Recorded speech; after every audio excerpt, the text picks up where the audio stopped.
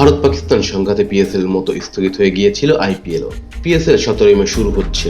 একই দিন আইপিএলও শুরুর ঘোষণা দিয়েছেন ভারতীয় ক্রিকেট বোর্ড। বেঙ্গালুরুতে কলকাতা ও বেঙ্গালুরু 17 মে এর ম্যাচে মুখোমুখি হবে।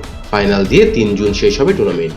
বিসিসিআই এক বিবৃতিতে বলেছেন, সরকার, নিরাপত্তা সংস্থা এবং সকল অংশীদারদের সঙ্গে খুব গভীরভাবে আলোচনা করে তারা আইপিএল শুরুর সিদ্ধান্ত নিয়েছেন।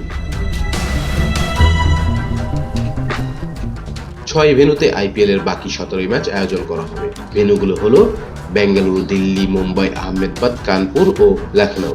এর মধ্যে গ্রুপ পর্বের 13 ম্যাচের তারিখ ও ভেন্যু ঘোষণা করলেও কোয়ালিফায়ার, এলিমিনেটর ও ফাইনালের ভেন্যু ঘোষণা করা হয়নি।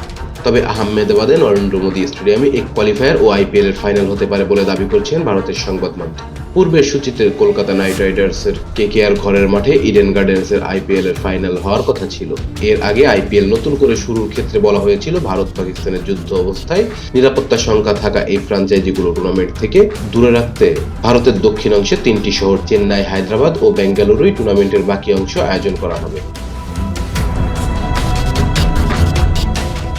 Rezwan Islam, B Sports. Please subscribe our channel to get more information about Cricket World.